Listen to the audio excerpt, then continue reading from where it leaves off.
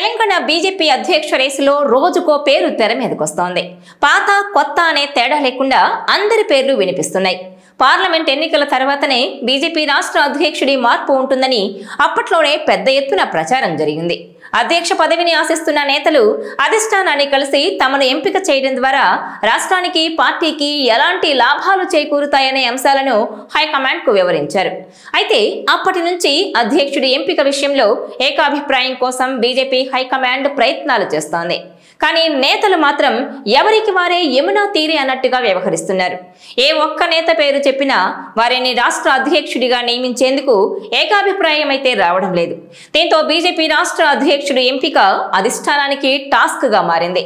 అయితే లేటెస్ట్ గా తెలంగాణ బీజేపీలో కుమ్ములాటలకు ఫుల్ స్టాప్ పెట్టాలన్న నిర్ణయానికి ఆ పార్టీ హైకమాండ్ వచ్చినట్టుగా కనిపిస్తోంది.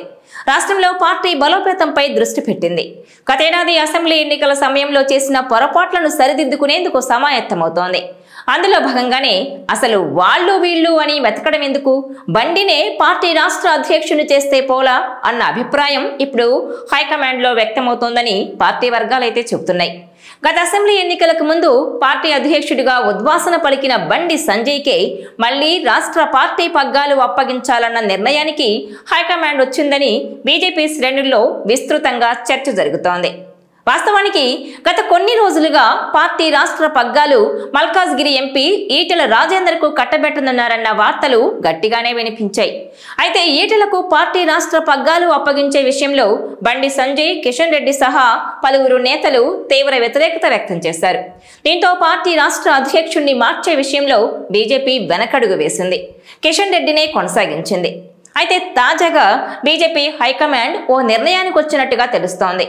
పార్టీ రాష్ట్ర పగ్గాలు బండి చేతుల్లో ఉన్న సమయంలో బీజేపీకి రాష్ట్రంలో మంచి మైలేజ్ ఉందని, ఆయన్ను పార్టీ అధ్యక్ష బాధ్యతల నుంచి తప్పించిన తర్వాతనే పార్టీలో కుమ్ములాటలు, గ్రూపులు ఎక్కువయ్యాయన్న భావనలో పార్టీ హైకమాండ్ ఉన్నట్టుగా సమాచారం.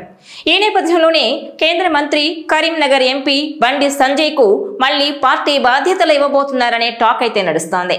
ఎన్నికలకు ముందు ఆయన తప్పించి తప్పు చేశామన్న భావనలో కేంద్ర నాయకత్వం ఉన్నట్టుగా తెలుస్తోంది.